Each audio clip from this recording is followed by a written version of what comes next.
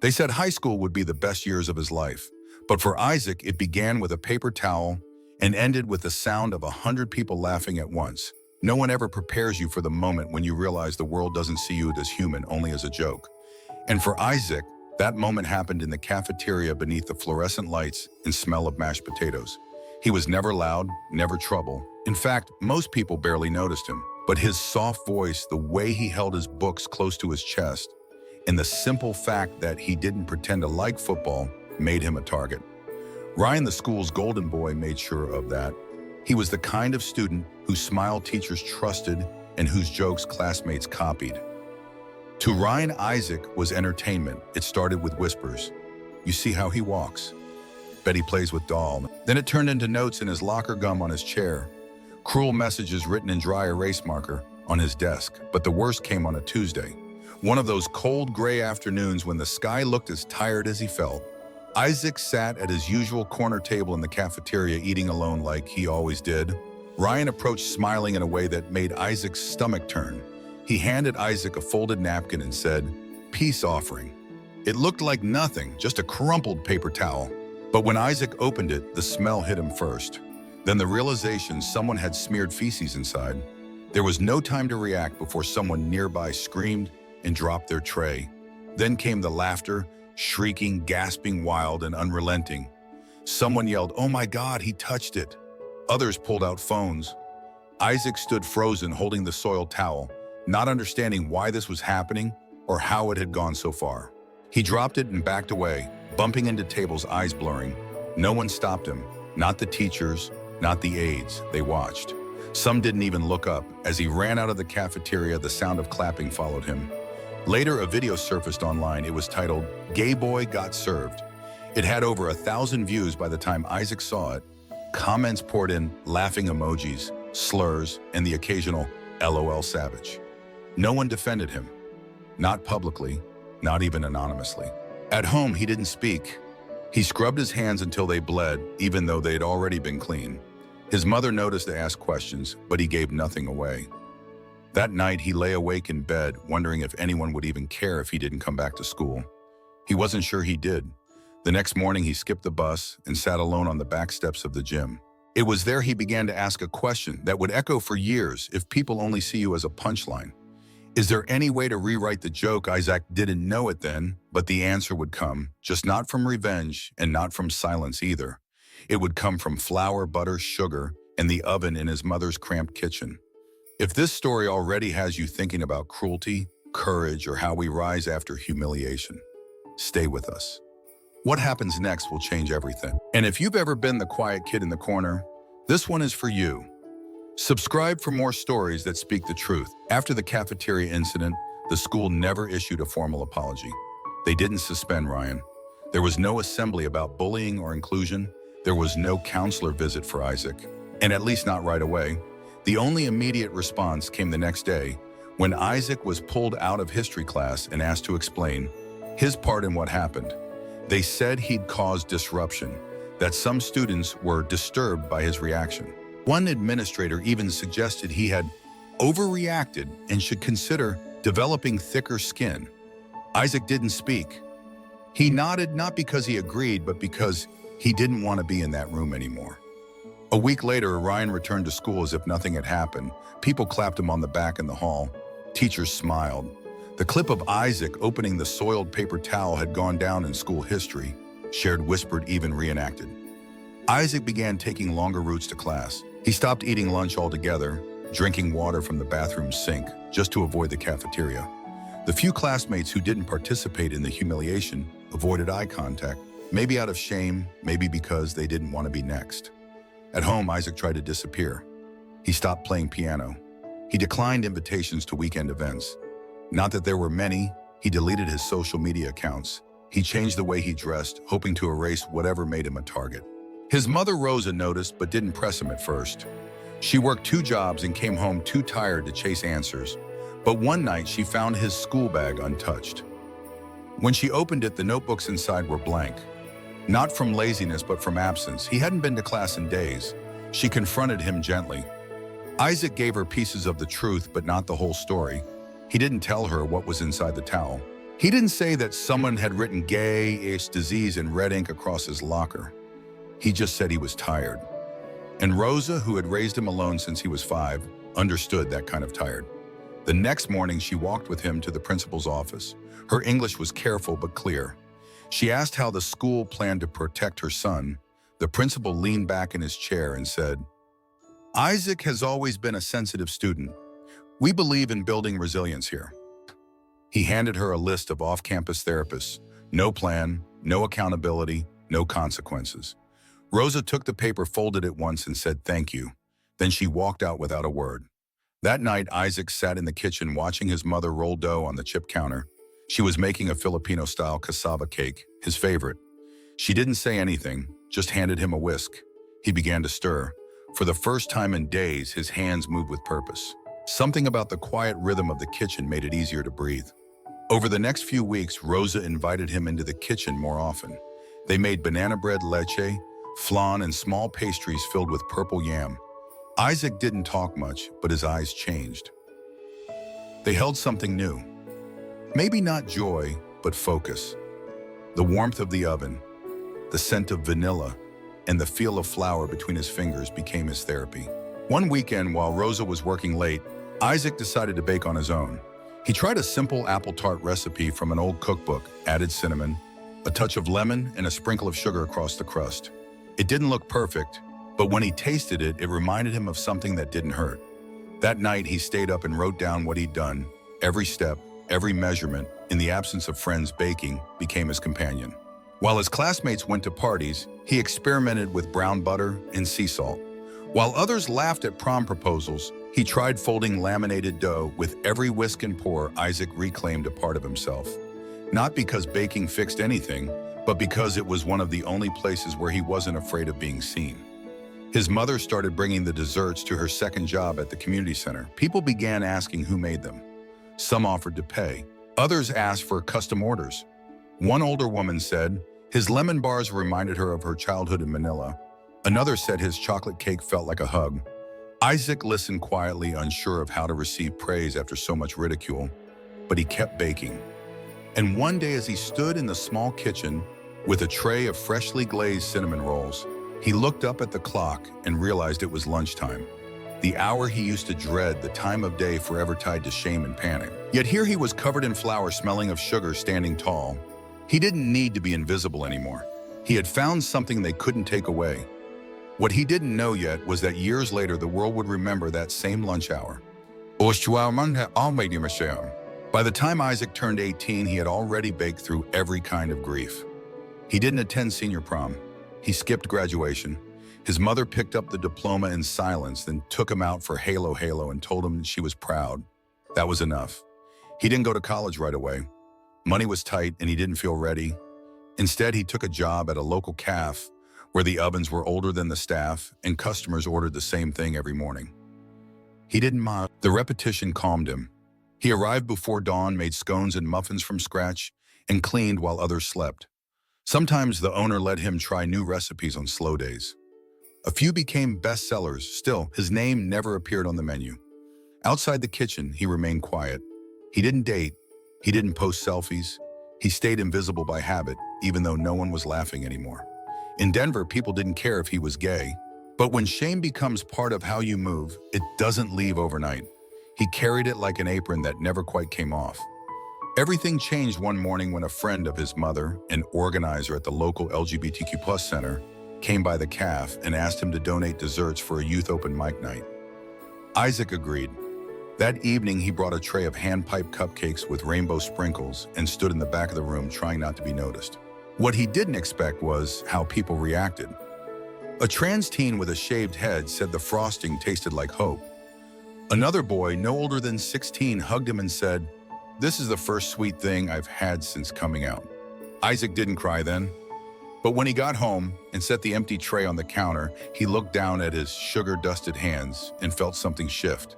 For the first time, his baking wasn't just survival, it was service. Over the next year, he launched a small business from his apartment. He named it No Shame Bakery, in memory of everything he had once been taught to hide. Orders trickled in, then flooded. He filled trays with ubi cheesecake, matcha cookies, cinnamon, pull-apart bread. He printed stickers that said "baked with pride" and stuck them on every box. His mother helped with deliveries. Sometimes he wrote notes inside. "You are not too much, you are enough." One day, without telling anyone, Isaac submitted a short video to a casting call for America's Next Baker, a televised competition for amateur bakers. He didn't expect a response, but a month later he received an email.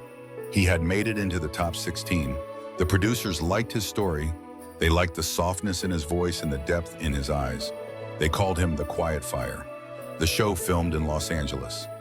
Isaac flew out for the first time in his life. He wore an apron with his logo and stood in a studio surrounded by cameras, lights, and other bakers who weren't afraid to take up space.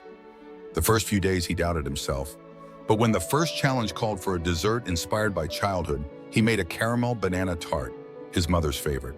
He plated it with a swirl of coconut cream and a line of toasted rice powder. The judges tasted it, paused, and nodded. One said it was the most emotional dish of the week. Isaac survived every elimination round. Each week the challenges grew harder, but he worked like he always had, quietly, carefully letting the flavors speak. The judges began to notice the precision in his layers, the balance in his sweetness. But it was during the semi-final that everything changed. The challenge: bake something that tells your story. Isaac stood at his workstation, hands steady, eyes forward. He baked a brown butter apple galette with crushed pecans and a hint of chili pepper. The crust was shaped like a folded napkin. On the plate, he piped 3 words in dark chocolate: Lunchroom 2013.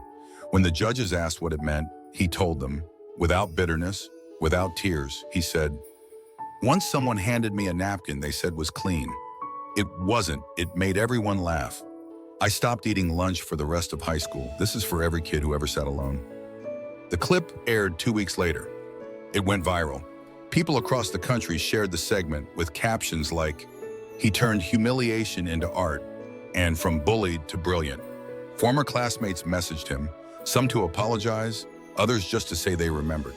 The school never commented, but the cafeteria never looked the same. Isaac didn't win the show. He came in second. But when he returned to Denver, No Shame Bakery had tripled its following. Orders came in from cities he'd never visited. His story was featured in local news. And for the first time, when people said his name, they didn't say it with a smirk. They said it with respect. He didn't expect that his next customer would be someone who would shake him more than all the applause ever could. A boy with brown eyes and nervous hands. A boy who looked too familiar. A boy who would change everything again. Isaac first noticed the boy on a rainy Thursday afternoon. Business was slow. The streets were damp with late spring drizzle, and he had just placed a tray of warm apple cinnamon rolls in the front display. Outside, pressed against the fogged window of No Shame Bakery, was a small figure wearing an oversized hoodie and shoes that looked 2 sizes too large. He stood still, not fidgeting or shifting, just watching the pastries like someone watching fire from the cold. Isaac waited, then opened the door and nodded. "You can come in if you'd like." The boy hesitated, then stepped inside, water pooling around his worn sneakers. He looked no older than 9 or 10, thin and soft-spoken. When Isaac asked if he was hungry, the boy simply nodded. Isaac gave him a roll on the house. The boy sat at the corner table, ate slowly, politely, and without speaking. When he was done, he whispered thank you and left. The next day he returned. Isaac never asked for money. The boy never assumed there would be more. But each time he came, Isaac found a reason to offer something. Half a tart that didn't sell a cookie with a chipped edge or a slice of bread still warm from the oven. The boy always accepted with quiet gratitude. Over time they talked. The boy's name was Leo. He lived nearby, walked to school by himself, and said his mom worked late. He never mentioned a father. When asked about family, he shrugged and said, "Just me and her." He didn't complain, but there was a weariness to his face Isaac recognized. It was the same look he used to see in the mirror after school one afternoon. Isaac noticed Leo staring at a cake he had decorated with gold leaf and hand-cut strawberries. It was a custom order for a wedding. Leo asked softly, "Do you ever get tired of making stuff for people who don't say thank you?" Isaac looked at him and replied, "Not when someone like you walks in the next day." Leo smiled for the first time. It was small, crooked, and a little sad, but it was real. That evening, Isaac looked up the last name Leo had written on a school project he left behind. Leo Jensen. He froze. The name Jensen wasn't common in Denver. It wasn't forgettable. It belonged to the person who had once ruined Isaac's life. Ryan Jensen, the boy in the cafeteria, the one who handed him the napkin, the one who had laughed the loudest, and now his son was sitting at Isaac's table, eating Isaac's food, smiling at Isaac's kindness. Isaac didn't sleep that night. His thoughts spiraled. Was this some kind of test? Did Leo know? Was it revenge or irony or just cruel coincidence? But Leo kept coming back. And he kept being gentle, respectful, and hungry in a way that wasn't just about food. He asked questions about baking. He offered to wipe the tables. He drew little comics on napkins and left them for Isaac to find. One day, Isaac asked carefully, "Leo, do you know your father?" Leo shook his head. "He died when I was a baby." He said, "Mom doesn't talk about him, just says he made some mistakes." That answer shouldn't have shaken Isaac, but it did. Because in that moment, the boy in front of him stopped being a connection to pain and became someone new. Someone untouched by what came before. Someone Isaac could choose to love anyway. Isaac never told Leo the truth. He didn't erase the past, but he didn't pass it down either. Instead, he began setting aside a portion of each day's earnings in a private account. He called it Project Leo. It wasn't charity, it was investment. A seed planted in the name of breaking cycles. He also began writing again. Not recipes, but a speech. One that might be read aloud one day on a stage far bigger than his kitchen. Because something told him that Leo's arrival wasn't just a coincidence, it was a reminder that sometimes healing doesn't come when you win. It comes when you give someone else the chance to live differently than you did. Isaac had faced humiliation once and turned it into art. Now he was facing legacy and turning it into mercy. And still Leo never knew who Isaac had been to his father, but the world was about to find out, and Isaac was finally ready to say his name. Months passed and Leo became part of the bakery's rhythm. He would show up after school, help fold pastry boxes, hum to himself while organizing napkins. Sometimes sit behind the counter drawing superheroes on paper scraps. He never asked for more than what Isaac offered. But Isaac quietly had already decided to offer everything. Then one afternoon, Leo didn't come, and the next, still no sign. By the third day, Isaac's chest ached in a way he hadn't felt since he was a teenager, tight, scared, abandoned. He considered going to Leo's apartment but didn't know the exact address. Instead, he waited. Then on a rainy Saturday morning, the bell above the bakery door rang, and in walked Leo's mother. She looked different than he expected. Young, worn, exhausted, proud. She clutched a manila envelope in her hands, and when she saw Isaac, her eyes filled with tears she tried not to shed. She apologized for Leo's sudden absence, explained how she had to pull him from school for a while. Rent had gone up, her second job had been cut, food costs were rising, and Leo bright quiet. Leo had been skipping meals to make sure she ate. Isaac listened, his heart pounding in a slow, heavy beat. She didn't ask for money. She only came to say thank you for feeding her son when she couldn't, for never asking questions, for treating him like he belonged.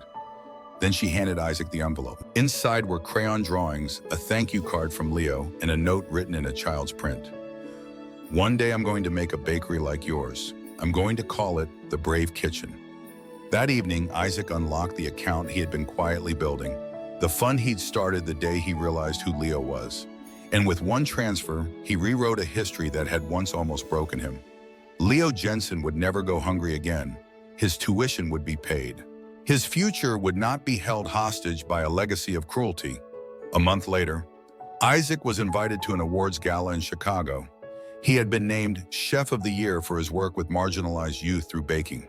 He almost declined, but something inside him, maybe the same quiet fire that once kept him alive, told him to go.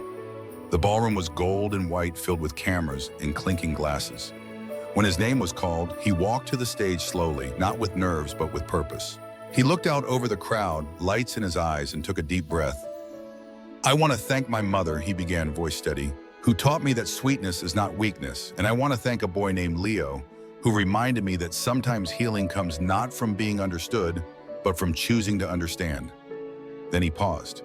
"And I want to thank someone else, someone who once handed me a napkin meant to humiliate me." His name was Ryan Jensen.